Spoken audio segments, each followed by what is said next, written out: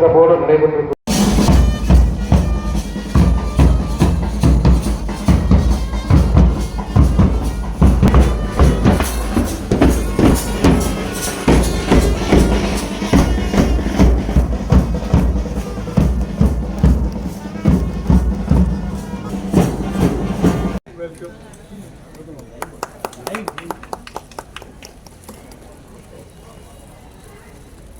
Sir, please, sir.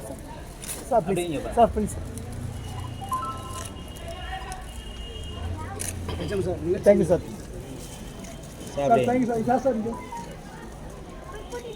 Ready to machine.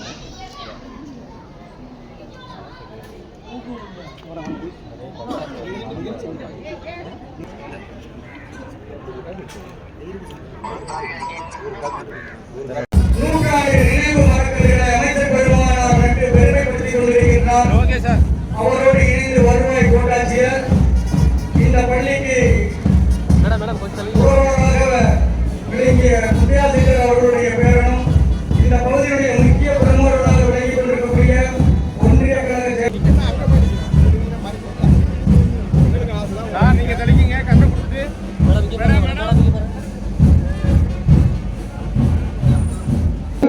அந்த காட்சியை காணொலியில் ஒளிபரப்பு கொண்டிருக்கிறது. எடுத்து விடுங்க அண்ணா, ஒரு சைடு ஒன்றியா கிளாஸா சார் அண்ணா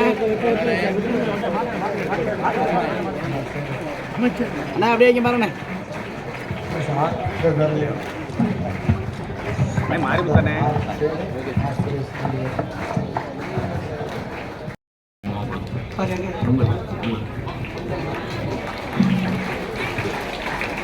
இன்றைய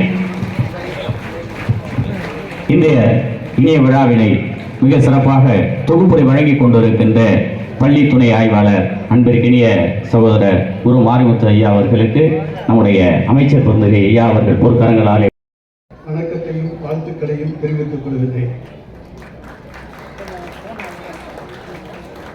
நம்முடைய திருமயம் தொகுதியிலே அறப்படியிலே பல்வேறு பள்ளி கட்டிடங்கள் கட்டித்தரப்பட்டு அதன் மூலமாக கல்வி பயில்வதற்கான வசதி வாய்ப்பை புதுக்கோட்டை மாவட்டத்திலேயே 100 ஆண்டுகளுக்கு முன்னாலே திருமயத்திலேயும் அதைத் தொடர்ந்து பல்வேறு கிராமங்களிலேயும் உருவாக்கி தந்து இன்றைக்கு அந்த பள்ளிகளிலே படித்த மாணவர்கள் இன்றைக்கு இந்த திருமயம் தாலுகா, பொன்னமராவதி தாலுகா போன்றவற்றை உள்ளடக்கிய திருமயம் தொகுதியினுடைய பெருமையை உலகுக்கு சொல்லுகின்ற அளவுக்கு உயர்ந்த மாணவர்களாக உருவாகி இருக்கிறார்கள் என்று சொன்னால் இது போன்ற கொடைவள்ளல்கள் தந்த பல பள்ளிகளாக என்பதை நாம் நிச்சயமாக மறுக்க முடியாது.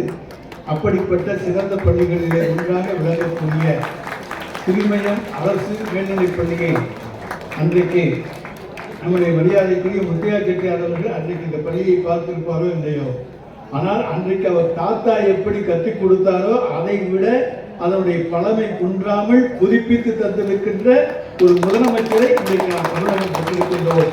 அந்த பழமை குன்றாமல் புதுமையோடு புதுப்பொழிவோடு நம்முடைய ஒரே திராவிடம் 2 கோடினாரு இல்லை 2.5 கோடி ரூபாய் மதிப்பிலே அதை புதுப்பித்து தந்தவர் நம்முடைய மாண்புமிகு தமிழ்நாடு முதலமைச்சர் அவர்களும், அதை போல நம்முடைய அன்புக்கு பாராட்டுக்குரிய பள்ளி கல்வித்துறை அமைச்சரும் ஆவார்கள் என்பதை நான் இங்கே தெரிவித்துக் கொள்ள கடமைப்பட்டிருக்கின்றேன். எனவே அந்த பழமை மாறாமல் அந்த புதுமையை இன்றைக்கு உருவாக்கி தருகின்ற வகையிலும் இன்றைக்கு புதுக்கோட்டை மாவட்டத்தில் இந்த கட்டிடம் மட்டுமல்ல, நம்முடைய நீதிமன்ற கட்டிடம் மன்னரால் உருவாக்கப்பட்ட 125 ஆண்டுகளுக்கு முன்னாலே கட்டப்பட்ட அந்த கட்டிடம் கூட இன்றைக்கு 15.5 கோடி ரூபாயிலே பழமை மாறாமல் புதுப்பிக்க உத்தரவிட்டிருக்கிற முதலமைச்சரைத்தான் தமிழகம் இன்றைக்கு பெற்றிருக்கிறது. அந்த பழமையான கட்டிடங்களை பாதுகாக்க வேண்டும், அந்த பழமை குன்றாமல் அதுக்கு வலிமை சேர்க்க வேண்டும் என்கின்ற எண்ணம் கொண்ட முதலமைச்சர் இன்றைக்கு இருக்கின்ற காரணத்தாலே தான் அரசு பள்ளிகளுக்கு மறுவாழ்வு வந்திருக்கிறது திராவிட மாடல் ஆட்சியிலே. அவனுக்கு எதிர்காலம் என்கின்ற நிலைமையை உருவாக்கி இருக்கிற ஆட்சி இந்த திராவிட மாடல் ஆட்சி. அரசு பள்ளிகளை படித்துவிட்டு போனால் 7.5% இடஒதுக்கீடு உள்ஒதுக்கீடு உங்களுக்கு உருவாக்கி தரப்பட்டிருக்கிறது. உயர்கல்வியிலே 1000 ரூபாய் மாதம் உங்கள் வீட்டுக்கு தேடி வந்து கொண்டிருக்கிறது. நம்மை பெற்ற பெற்றோர்கள் நம்முடைய சகோதரர்கள் எவ்வளவு வசதியாக இருந்தாலும் மாதம் 1000 ரூபாய் நமக்கு பாக்கெட் மணியாகவோ செலவுக்காகவோ நீ வேணுங்கிறத வாங்கிக்கணும்னு சொல்றதுக்கு தருவார்களா என்றால் நிச்சயமாக எந்த வீட்டிலும் மாட்டார்கள். முதலமைச்சரை இன்றைக்கு நாம் பெற்றிருக்கின்றோம். உங்களுக்கு தேவையான புத்தகங்களா, உங்கள் பெற்றோரை தொந்தரவுபடுத்த வேண்டாம். நூல் நிலையத்துக்கு சென்று நாங்கள் அங்கே போய் படிக்க வேண்டும் நூலகத்திலே என்று சொன்னால் நீங்கள் போய் படிக்கலாம். விருப்பமுள்ள புத்தகங்களை வாங்கலாம், விருப்பமுள்ள பொருட்களை, உங்களுக்கு படிப்புக்கு தேவையான பொருட்களை வாங்கலாம். அதற்கெல்லாம் உங்களுடைய பெற்றோர்களை துன்புறுத்த வேண்டியதில்லை, கஷ்டப்படுத்த வேண்டியதில்லை. நீங்களே வாங்கிக் கொள்ளுங்கள் என்கின்ற ஒரு சுதந்திர காற்றை நீங்கள் கல்லூரியிலே படிக்கிற காலத்திலேயே சுவாசிக்க செய்திருக்கிற முதலமைச்சர் நம்முடைய மாண்புமிகு தமிழ்நாடு முதலமைச்சர். இந்தியாவிலே எந்த மாநிலத்திலும் இல்லாத பெருமை நம்முடைய புதுமை பெண் திட்டமும் தமிழ் புதல்வன் திட்டமும்.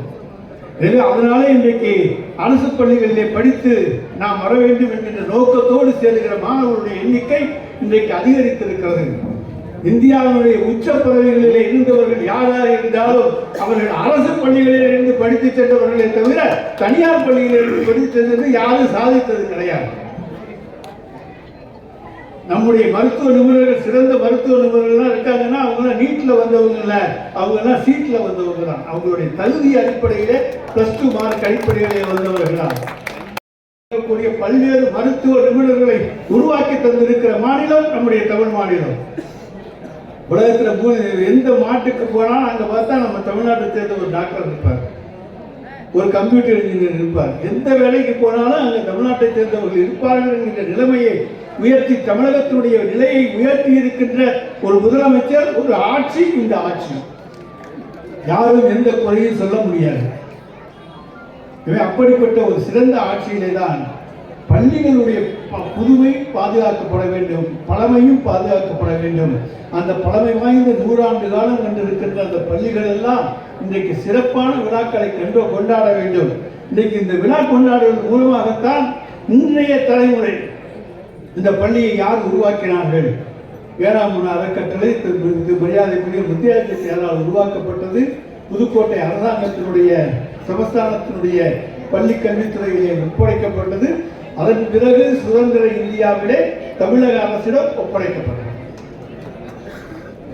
எனவே அரசு பள்ளி என்பது இன்றைக்கு நம்முடைய பெருமை என்று சொல்லத்தக்க அளவுக்கு அனைத்து வசதிகளையும் உருவாக்கி தந்து கொண்டிருக்கிற அரசு தான் திராவிட மாடல் அரசு. என்ன குறை உங்களுக்கு வைத்திருக்கிறோம் என்று நீங்கள் சொல்லுங்கள். அந்த அளவுக்கு உங்களை நிறைவாக வைத்திருக்கிற ஆட்சி தான். நீங்க படிக்கணும், அதை ஜெயிக்கணும், அதுதான் இந்த ஆட்சியினுடைய லட்சியம். படியுங்கள், வெல்லுங்கள், ஜெயியுங்கள், வெற்றி பெறுங்கள், தமிழகத்தினுடைய பெருமையை உயர்த்துங்கள். அதுதான் முதலமைச்சருடைய கனவு. அந்த கனவை நிறைவேற்றித்தார்கள் என கேட்டு வாய்ப்புக்கு நன்றி கூறி நிறைவேற்றிக் கொள்வதற்கு நன்றி.